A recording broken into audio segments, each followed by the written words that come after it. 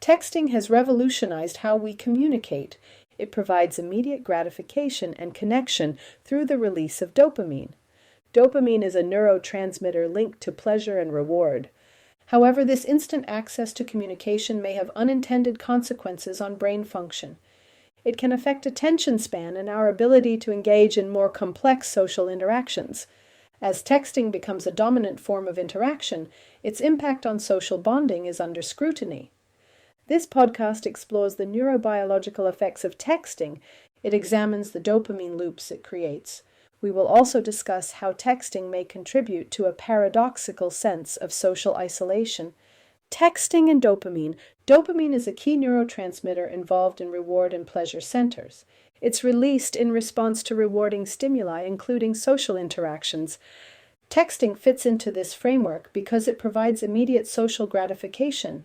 This immediate gratification triggers dopamine release. When you send a message and receive a quick reply, your brain releases dopamine. This reinforces the behavior, making texting more engaging. The variable reward system explains why waiting for a reply is so rewarding. Research suggests that the anticipation of a text can be just as stimulating as receiving one. Studies show that hearing a phone's notification alert increases brain activity in reward areas. Repeated stimulation can create a dopamine-driven feedback loop. This can lead to habitual or compulsive texting behavior. This phenomenon is similar to reward-based activities like social media use or gambling. The unpredictability of replies keeps users engaged despite potential negative consequences. This repeated gratification may influence the brain's attention and reward circuits. It creates what some researchers refer to as dopamine loops. These loops make it harder to sustain attention on long-term tasks. The brain starts craving the short-term hits of dopamine from receiving messages. This over-reliance on instant gratification can reduce cognitive flexibility over time. It makes focusing on more challenging activities harder. Impact on social integration. Texting has advantages for maintaining social connections. It allows instant communication across distances, strengthening relationships. For individuals separated from loved ones, texting is a vital social tool. However, it tends to encourage shorter, less meaningful exchanges. This affects how we experience social bonding and emotional closeness. In neurological terms, meaningful social interactions require complex neural activity. Face-to-face communication relies on interpreting facial expressions and body language. Nonverbal cues activate neural networks associated with social cognition and empathy. Texting, however, lacks these nonverbal cues. This reduces the need for our brains to engage in more sophisticated social processing. Studies suggest that relying heavily on texting may weaken emotional intelligence. It may reduce our ability to recognize or respond to emotional cues. Texting engages cognitive circuits that process text. It does not engage the limbic circuits responsible for processing emotion. This could weaken empathy over time. Texting also allows for asynchronous communication. This differs from real-time conversations, which require more attention and cognitive effort. While convenient, it might lower the quality of social engagement. Over time, this may reduce our ability to engage in more complex social exchanges. Neurological capacity and social behavior.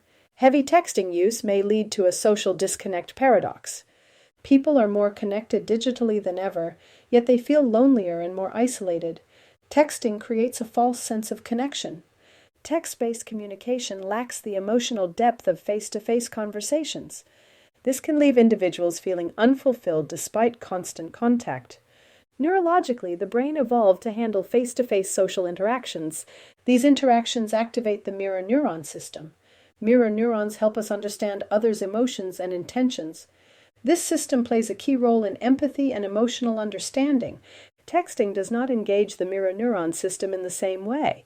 Heavy texting use may promote less efficient neural pathways for emotional regulation. Digital communication reduces exposure to challenging social situations. This can have long-term effects on how we process emotions and engage in social interactions. Face-to-face interactions promote more robust neurological development. They engage complex brain regions like the anterior cingulate cortex and insula. These regions are involved in decision-making, emotional awareness, and empathy. Over-reliance on texting may underdevelop these brain regions. This can impair social functioning and emotional intelligence in the long term. Long-term effects on brain function and socialization. Texting offers convenience and instant access to social networks. However, it may contribute to social atrophy. Over-reliance on texting could reduce our ability to handle more complex social scenarios. In-person interactions require conflict resolution and emotional processing. These skills are not fully engaged by texting. This shift in communication may affect the development of social skills in younger generations. Young people who primarily communicate via texting may develop weaker face-to-face social skills.